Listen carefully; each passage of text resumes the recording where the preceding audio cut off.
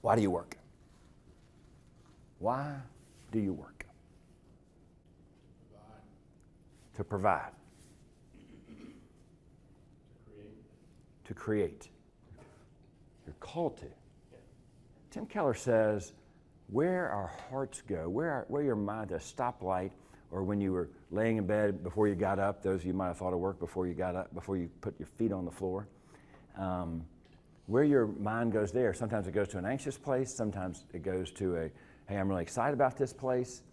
It's those reasons that your heart is set on, where it goes the most. If it's to provide because things aren't adding up right now, that's really important, because you signed up to provide for some people, right? And but you know where it goes, okay? What's the ultimate goal of your life? It's the purpose of man. The chief end of man is to glorify God, but the ways to do that, we talk about a lot. How will you know when you get there? Because at work, by the way, who's got a goal they need to accomplish today, and you're going to know if you got there or not. And you'll know, it might be an action that is going to hopefully be fulfilled in 6 months, but you'll know when that happens. The biggest things you're working on at work, you have a vision for what that looks like, yes? Okay, for your ultimate goal, what's it going to look like? How are you going to know you got there? Satisfied. I'm ready to die. Who said that this morning? How will you know? You'll see Him. You're going to see God. And that moment is going to be the most glorious moment of your life to date. And it's never going to end. It's going to be active. You're going to be you, but this perfect version of yourself. When you see Him, this is spoiler alert to one of the last verses we're covering. When you see Him, you're going to be like Him. Made pure. It's almost redundant to this. It's almost opposite. You're going to see Him. You're going to be like Him. That you're going to know. Nobody wants to go through death necessarily. I can't. But Paul said, "I can't wait. I can't wait. I can't wait." Okay. So, what does today's work have to do with your ultimate goal? I know when I'm more aligned with Him. I know when I'm more. But then how does that play? So I want to get more joyful. I receive real joy when that happens. It's not always easy. It can be more hard. But even the young disciples, the apostles, ran around saying, "It counted all joy to suffer in His name." So it can be suffering. It can be clear joy. But how does that affect today, work-wise? Got a really important presentation in about 45 minutes. How does that work out? Yeah. But you're kind of you've got it. That bridges what the two verses Walker so all over. Blessed are those of pure heart, for they will see God, and I'll get to see Him as I walk with Him. And we got to go negative a little bit to get the positive. We really do, especially on this. How does a pure heart? It didn't just hit you right away how a pure heart's going to affect today, right? So, but how does a cloudy, confused, or dark heart affect the workplace? Like a wave. Tossed to and fro. Good, Charlie. But if somebody doesn't know what to do, what's the impact on work today? Circles, misdirection. Today's this priority. Wait a minute, I thought that was the priority. Who's working somebody? They can tell the heart is dark. Something's off about that person. Division. Fear, negativity, paralysis of what to do next. It slows people down. It's not all up here. It comes right down to this client doesn't know what they want. And even amongst our team, and we've been the dark person, yes? So I know you work closely with people you know well. But you can spot when they're off, right? But I think what Linciani says is really important in his book, The Advantage. Anyone's ever worked in an unhealthy organization, and almost everyone has, knows the misery of dealing with politics, dysfunction, confusion, and bureaucracy. It's all cloudy and confused. It may not be completely dark, but it's cloudy and confused. The financial cost of an unhealthy organization is undeniable. Wasted resources, time, decreased productivity, increased employee turnover, and customer attrition. It happens. The cost of that is unbelievable.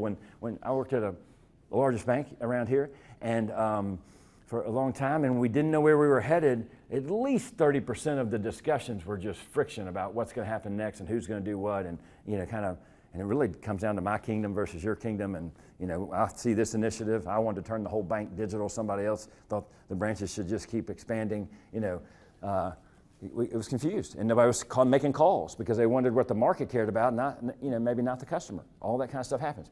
When leaders of an organization are less than honest with one another, when they put the needs of their departments or their careers ahead of the needs of the greater organization. Anybody ever, just when you're talking to them, you know they're only talking about themselves? Who's been that person too? Okay, good. I have for sure, so I can't say that without saying I've been that person.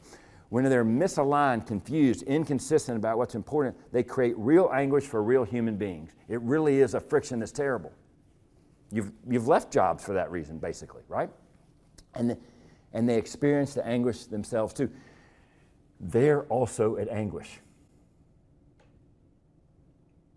That's the truth. The anguish is most on them, but then they're causing difficulty everywhere else. You know, emotionally you hear that phrase, hurt people, but also cloudy, confused people who don't know what they want create cloudy and confused. So here is a diagram by my friend Dallas Willard. This describes how every mistake, or just even call it sin, every sin that goes down. When your social interaction, your thoughts, your feelings, or your body say, I gotta have it, or I want it, or I'm unsure, I'm fearful. Everything, and so here's what happened to me and Walker last night. He texted me at 3, and he said, I got up and I had that sandwich. I said, I did too. And then we couldn't sleep the rest of the night. So that sandwich messed up our body.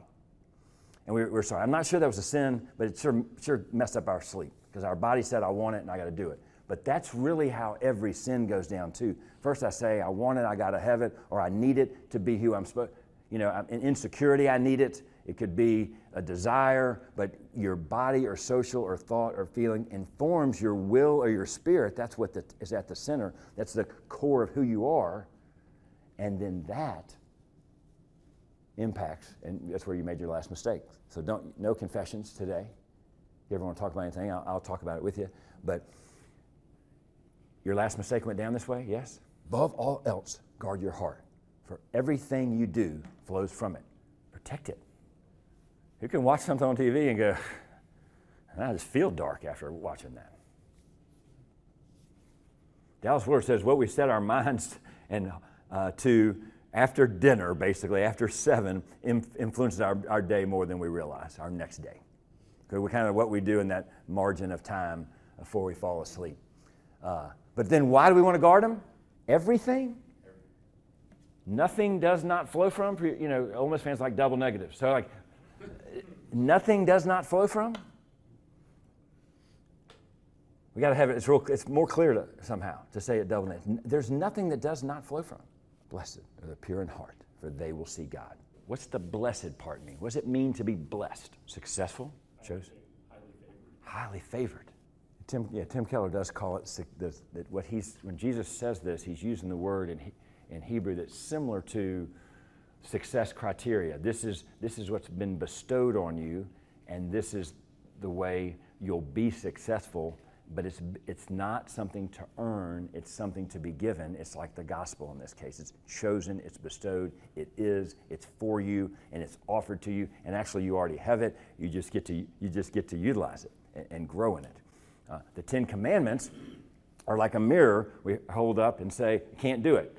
None of us accomplished them, maybe on the way here. But yesterday I failed in the 10 Commandments. Anybody else with me? In some way.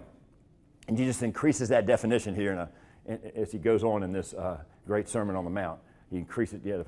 Even if I was angry, I've murdered somebody, right? So I've never had a good day on the 10 Commandments. It's a mirror, it's an ethic to hold up to, and I can't accomplish it, and it points to what I actually need. On the other hand, the Beatitudes, once you know the gospel, are bestowed and given to you and are a blessing, and they're not an ethic to get better at. They're a blessing to receive deeper and deeper, because the more you know what Jesus has done for you, the more you let him into your heart and understand it, the more you're blessed. Blessed are the pure in heart, for they will see God. What does it mean to be pure in heart? Motivations are honest. Hang on to that when we look at this verse. That's really good. What else? Striving for holiness. Striving for holiness. I'm trying to get more and more pure. Be holy as I am. Holy. Good. For I know my transgressions, and my sin is always before me. Against you and you only have I sinned, and I've done what's evil in your sight. So you're right in your verdict and justified when you judge. And this is David, the man after God's own heart. And so God looks at the heart, Samuel said, not at the person. And yet, when kings are away at war, he's walking around. So first, one mistake is he's not where he's supposed to be. Second mistake is he's sort of saying, we got quite a kingdom here. This is looking pretty good. We're building quite an empire, quite a business here. And then this is all really part of my kingdom, but so is she. And she's beautiful. I'll check her out.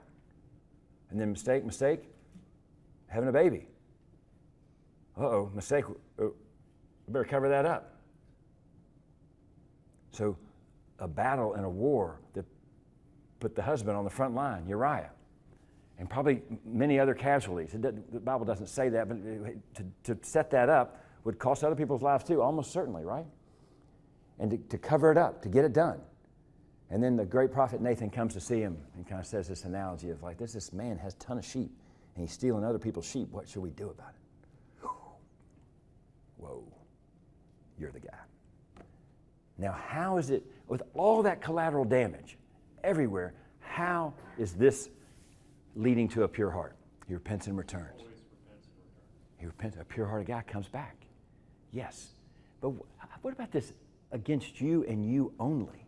How is that pure at heart? Because when you do something nice, not kind to your wife, you apologize to her first, generally, right? We do. It's reactive. She's right there. That's not bad. That's not negative, by the way. But really, who's the sin against? I'm not telling you not to do that. I'm saying, who's the sin against first? God. Because I didn't treat the person I care the most about or the person I care the least about terribly without sinning against God. Because I'm pure in heartedness knows that the first thing I did was become God. In each of those sins, I replaced myself for God. So I got to first say, whew, that was off. It was against you and you only. But Lord, clean me with hyssop and I'll be whiter than snow.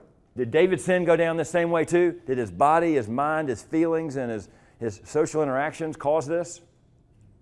Yeah. Once he put himself in the wrong place, more and more happened. But all this stuff, that's how the sin went down, yes? So we're confirming that graph. So then what should we look for? And this is just a few verses later. If you're not familiar with Psalm 51, it'll clean you up. It'll clean you up. Lack of forgiveness holds people back about more than anything else to think they've got something on them. So go there all the time. Go there whenever you need it. And it's the perfect model. I've sinned against you and you only. You'll clean me whiter than hyssop. I'm just covering it over. Create in me a pure heart, O God, and renew a steadfast spirit in me. And then return to me the joy of your salvation, and I will teach sinners your ways.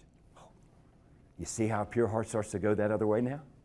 So once I get pure with you, once I get it, then now I'm going to go more and more that way. I can't help but go that way. The greatest need you and I have, the greatest need of collective humanity is renovation of our hearts. The spiritual place within us from which outlook, choices, and actions come has been formed by a world away from God. Now it must be transformed. It's the number one thing we need. It's graphed like this. We graph truth. It's graphed like this. So we looked at the negative graph. This is the positive graph. Our spirit and our heart. You say, oh, it's my heart. Well, you know you're not talking about just the beating thing that's keeping your blood going. Your spirit and your will and your heart, this is the place.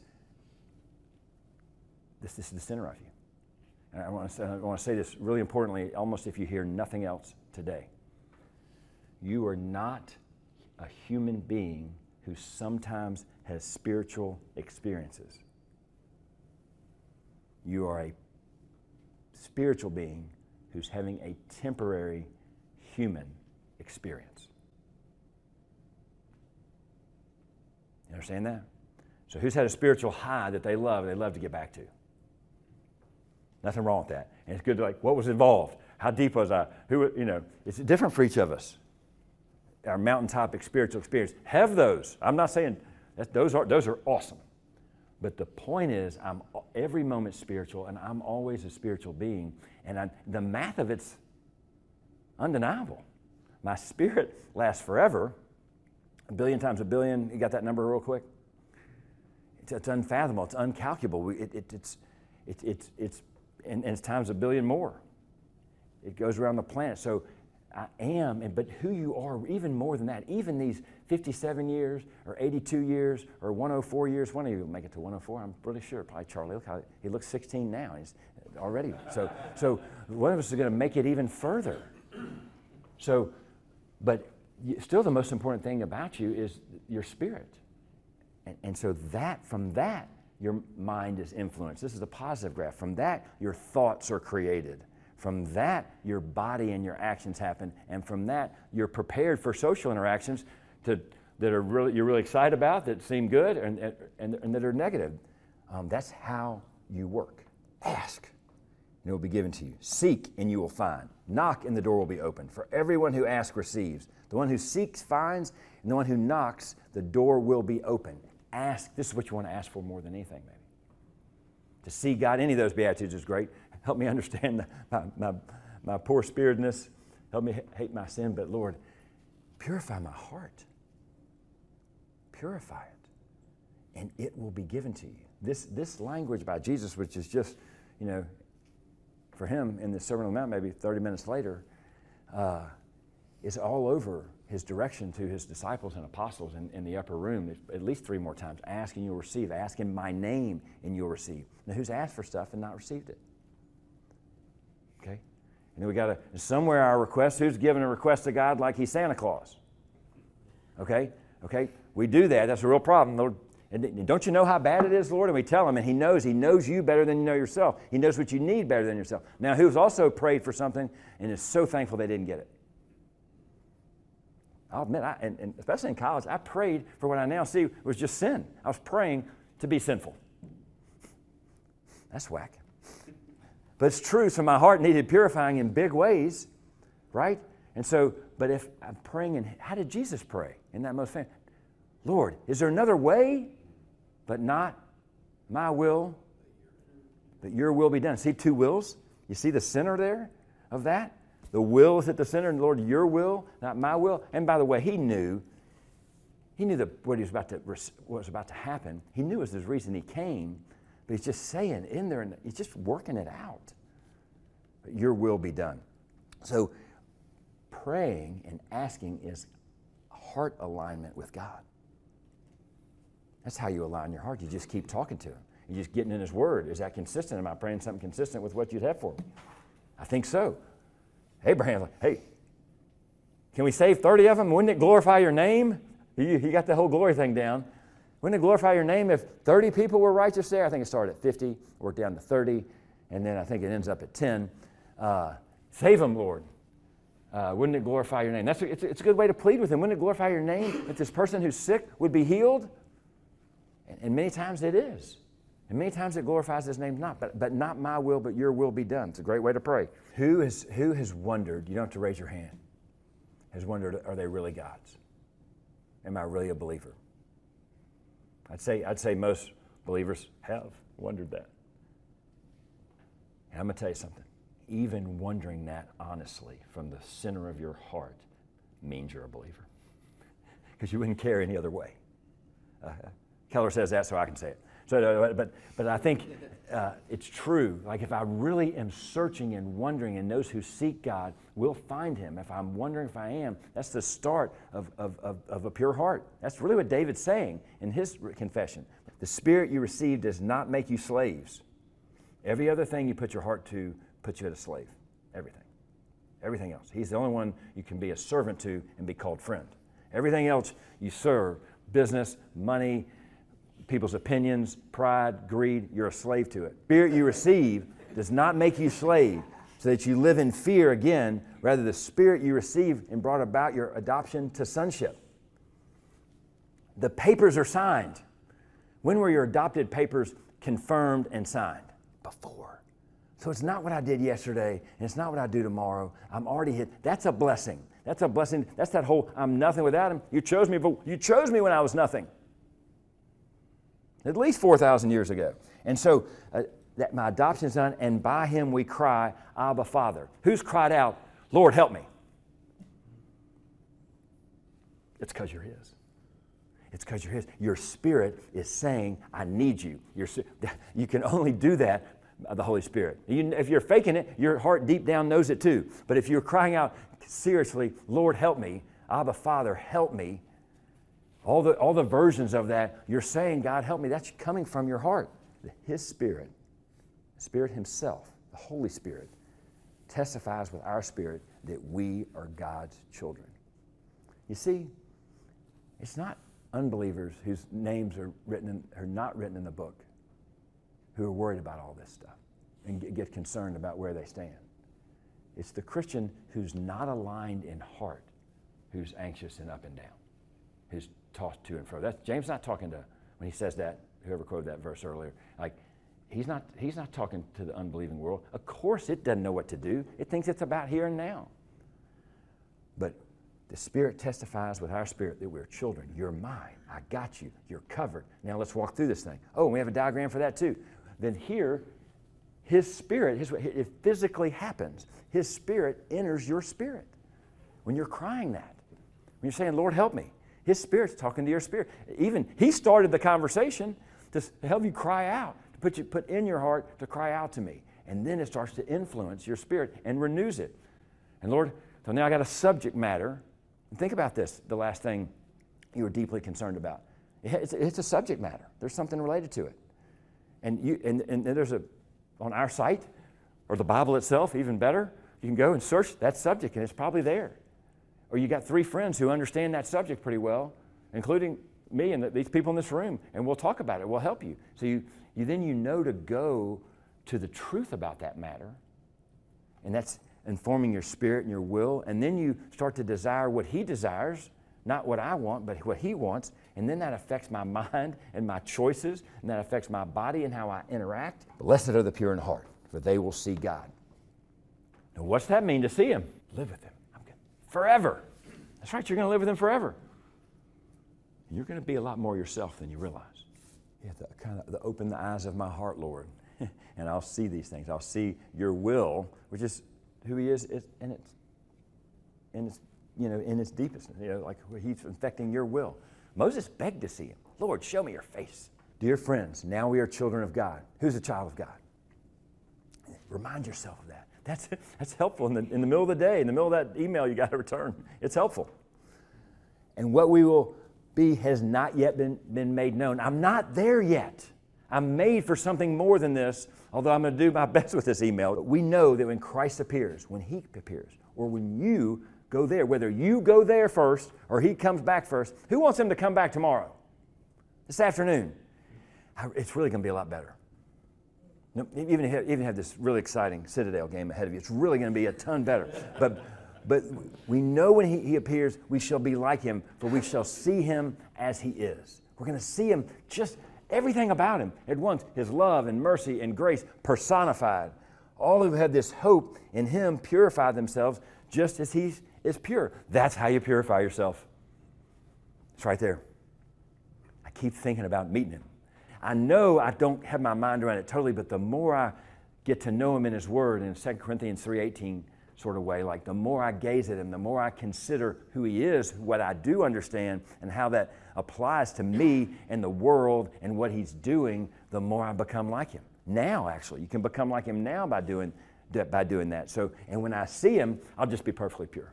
Here's what Dr. Martin Lloyd-Jones says, like, you are meant for the audience chamber of God, the audience chamber of one. That's why David just says, you and you only. I'm meant for the audience chamber of one first. You and I are preparing to enter the presence of the King of Kings. That's the most important thing about you. You're preparing to enter the presence of the King of Kings. I know we got a big proposal next week. In that proposal, you're preparing to enter the King of Kings. So the client's really mad. As you figure out how to solve them, you're preparing to meet the King of Kings. Do you believe it? Do you know it's true? Do you realize that a day is coming when you're going to see the blessed face to face? Not in a glass darkly, but face to face. He's quoting Paul in 1 Corinthians. And their glasses were at least as dark as Dan's with that logo on it. Because the glass wasn't as pure, so it was even harder to see. The reflection, as you can see yourself, is how we see God. He's saying you won't see it perfectly now, but keep going, keep seeing it, and know you're going to meet Him face to face. Surely the moment we grasp this, that we're preparing to be in the presence of the King of Kings, everything else will pale in comparison. If I get my life centered on Christ that way, it's going to inform the rest of the day, for sure. So now, this is real practical. Your heart, mind, and actions and interaction. Where is your heart leading you at work right now? And I'll give you some categories just to make it easier. We talked about what a bad heart does at work, a cloudy one, a confused one, a dark one. But where's your heart influencing your mind, this renewal of your heart, influencing your mind and your actions and interaction? What can a pure heart do today at work to create clarity? Oh yeah, for me to talk about Johnny and his negative heart to Billy, that's not so pure. Right. That's called gossip. Yeah. So it does help. It's okay to see it, but then when you see that, then what action would that, because that now says, I see somebody else's unpure heart, oh, I have a similar, now what can my pure heart, how can a pure, renewed heart now have a thought that's more clear to create an action or an interaction that's more pure? How can it do it? That creates clarity for others. So they did something that didn't work out, and you're going to let them know, it's okay. It's okay. IP will still be here tomorrow. Hey, we survived the last mad client. Now, the client doesn't have clarity because we're 82% right. Right? Okay, so this is where we start. But now I can start to see, instead of being threatened by that call, where do they have a point? And maybe they're not right, but maybe we didn't communicate well. So do we need to re-communicate what this deal's about? Do we need to re-communicate? Somebody seen somebody off in their job that works for you? Do we need to re-communicate clarity here? This job is for this. I don't think I'm not paid enough. We need to re-communicate clarity. Or we can look and say, well, maybe we really are off. I can go back and look at all the numbers and stats and see in your experience and see, is it right? So I don't mind the heart that knows that they're going to meet Jesus tomorrow or in 50 years. Doesn't mind going back to see where it got off. Where did this thing get off? What do they want? Why is their heart desire set on that? Did we do anything to influence that? And what can I do to clarify it? See, so it can seek clarity of the situation because it knows it's covered, because it knows its heart set on God. Can we be too naive about all this? Can we be because that's what some of y'all are thinking. Can we be too naive? Can we be too kind of in the clouds purity about this? Can we be too spiritual about this situation? Now you can get it wrong, but you can't really be too pure. And let me just prove it with that same King David. When he wrote Psalm 23, it's not perfectly clear. He caring for those sheep, he was communicating with God often. He was a man after God's own heart. He's asked to take some sandwiches to the battlefront. They've been for months, and they don't know what to do. They see it as a military problem, a political problem, a fear problem, a who's going to do what next problem, a strategic problem. They've got 17 agendas of why they're not moving against the Philistines, even though they're commanded to. And then they got this big goofy giant who's yelling at them.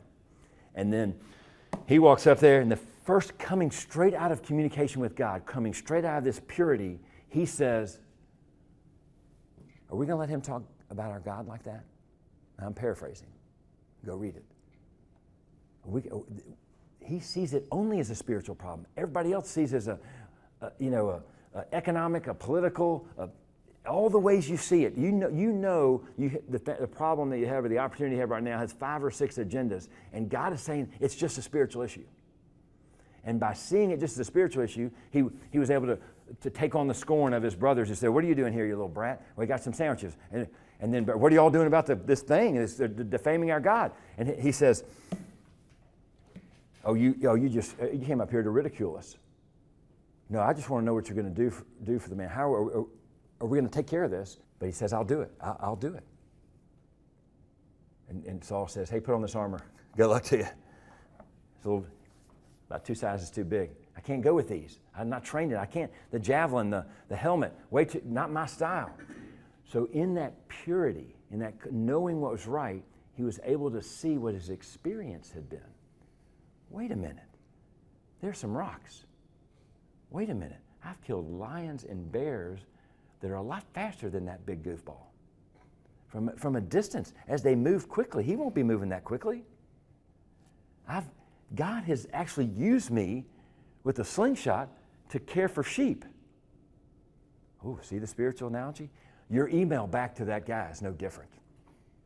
Just because he doesn't know it's a spiritual issue doesn't mean you don't see it as one. So the whole thing, it's not, everything is spiritual. And he sees the practicality of picking up a couple of rocks. Pure-heartedness says something has to be done. I'm going to do it. Picks up the rocks, moves that way, and said that today, that everyone would know on earth that there's a God in Israel. Yes, yes, it's a gift. So it's so practical at work, because first it's a gift to see these 7 other priorities. And so write them down. Write down the things that are causing confliction and confusion in your heart, mind, and your actions for this deal, for the thing that the client needs, for the thing that the organization's expecting of you, for the thing you're to do as a board member. All these things, write them down and then say, wait, then the thing of, hey, I'm not God. I can't control all these outcomes. It starts to purify the heart, and I am His, and this moment does matter. And so the more I can see His will and what He wants, the more the other agendas fade in the background, and the more I have clarity to move forward and serve this customer for their best interest. I do have to serve them for their best interest. It's my duty, actually. I signed up a fiduciary duty to care for them. So it's a duty to do the best thing for them. And the more I write all the other competing things down and start to knock out, wait a minute, does this trump that? Does this, I kind of knock them all down to, wait a minute, does this care for this person? Does it bless them? Would it lead them to Jesus? It clarifies what to do in the moment. Lord, you're so good to us all the time. Good to us. And one of the ways you're good to us is to let us know you're God, we're not. And we're going to see you. And there's nothing we should be anticipating more than face-to-face being with you and the glory and the joy of that. Not in fear, but in awe and wonder. That definition of fear. We can't wait to meet you. We can't wait for you to say, well done, good and faithful servant. We can't wait for you to put on a crown of righteousness that we didn't earn, that you gave us. And you say, come and live and rest and interact with me forever. We pray it in your name, Jesus. Amen.